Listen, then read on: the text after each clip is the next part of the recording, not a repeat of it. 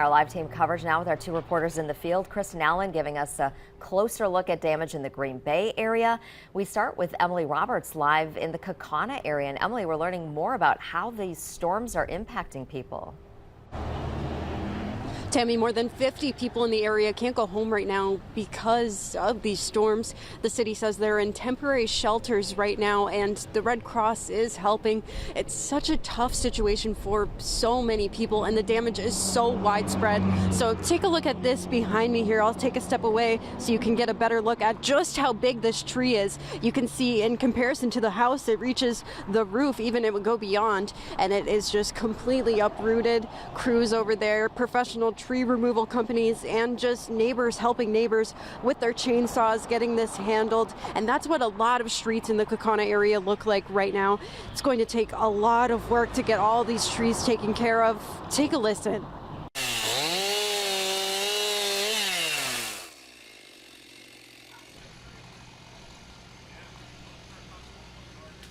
Tackling entire trees in the middle of roads, blocking people's driveways and their commutes to work and school. Chris Verbuitman piled up chunks of wood from one of those huge trees in the streets. He spent the morning clearing not just his own street so he could get out, but also his brother's. And just a short drive away, Diane Neeson walked outside to see 4 cars smashed after trees fell over them. Both of them say all their friends and family are okay right now.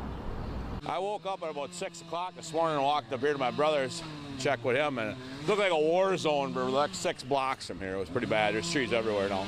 You know, you can plant a new tree, but you can't get a new body and a new person or a son, father, whatever. We're lucky.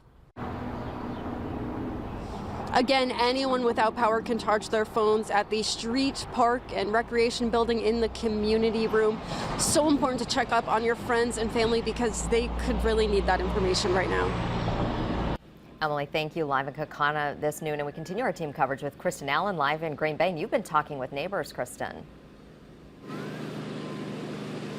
Yeah, that's right, Tammy. There have been so many trees down in the area where we are. We are on 7th Street between East Menin and West Menin courts. That's on Green Bay's west side. And we're actually in the backyard of a couple who had a tree come down not only on their house, but crash through the roof of their house. Take a look here behind me, and you can see the damage here. It's actually unbelievable. We were looking and observing her house from the front, and she brought us into the backyard, and it's incredible to see all of these trees on top of her house. We're not able to actually see where the hole was, but she says that it came through the roof of her house, and you can see just right now all of these branches laying here in their backyard, and you can see just how these trees were ripped apart and the wood sticking out of them, and I'm sure you can hear the buzzing of the chainsaws here behind me. There are cleanup crews that are working to chop up some of these trees, some of these tree branches, and just clear this out of the way. The woman, though, we talked to who lives inside the home